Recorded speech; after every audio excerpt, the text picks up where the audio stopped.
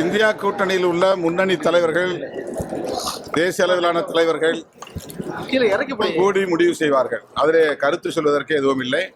India கூட்டணி காலத்தின் தேவையாக உள்ளது.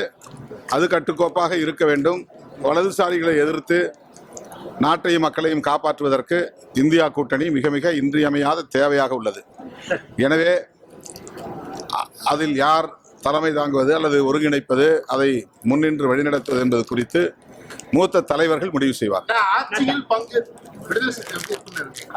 இது பல முறை சொல்லிட்டேன், 100 முறை சொல்லிட்டேன். இன்னும் எத்தனை முறை சொல்லணும் சொல்லுங்க.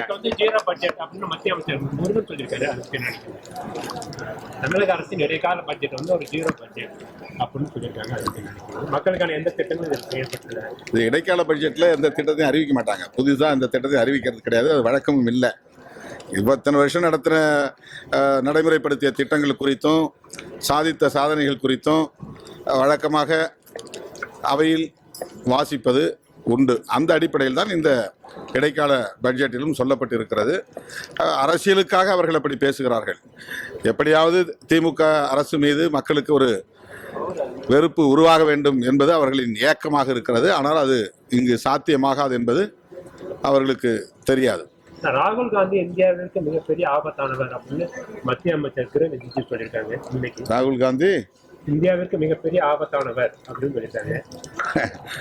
அதாவது பாரதிய ஜனதா கட்சியும் RSSம் இந்தியாவுக்கு எவ்வளவு ஆபத்தான சக்தி என்பதை கட்சி சார்பற்ற ஜனநாயக சக்திகள் தொடர்ந்து நாடு முழுக்க உலகம் முழுக்க பேசி வருகிறார்கள்.